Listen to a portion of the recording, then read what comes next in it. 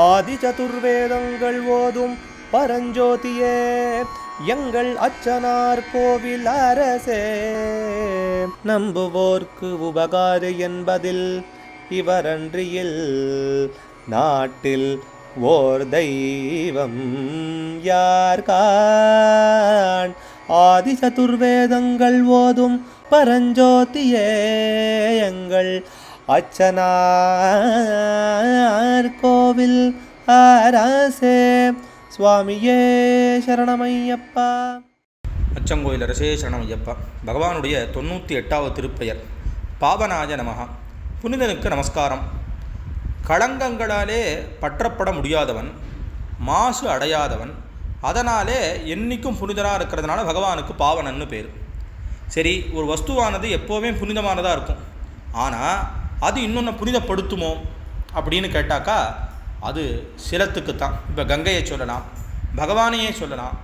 எப்படியாப்பட்ட அழுக்கு அங்கே வந்து சேர்ந்தாலும் அதை புனிதப்படுத்தி விடுறதாக இருக்கணும். அது மாத்திரம் புனிதமாக இருந்த விஷயம் இல்லை. அந்த மாதிரி பகவான் எப்போவுமே பாவனர்.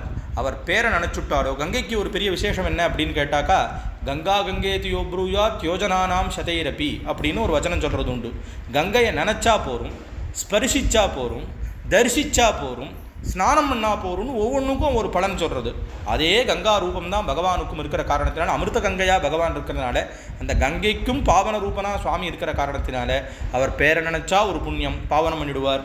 அவருக்காக கைங்கரியங்கள் பண்ணினா பாவனம் பண்ணுவார். அவருக்கு நமஸ்காரங்கள் மனம் வாக்கு காயம் இந்த 3 நாளையும் எப்படி பண்ணினாலும் நமக்கு விசேஷமான தன்மையவே தான் கொடுப்பதனால, தன்னையே தந்து காத்து ரட்சிக்கும் ஒரே ஒரு பகவான் சரணவெளியில் இருக்கக்கூடியதான சரணத்துக்கு அர்த்தரூபியாக இருக்கிறதுனால பகவான் பாவனன், புனிதன், புனிதப்படுத்துபவன், அப்படி இருக்கக்கூடியவராக இருக்கிறவர் அப்படிங்கிறதான அர்த்தம் இங்கே சொல்கிறதாக இருக்குது. அச்சங்கோயில் அரசே சரணமையப்பா.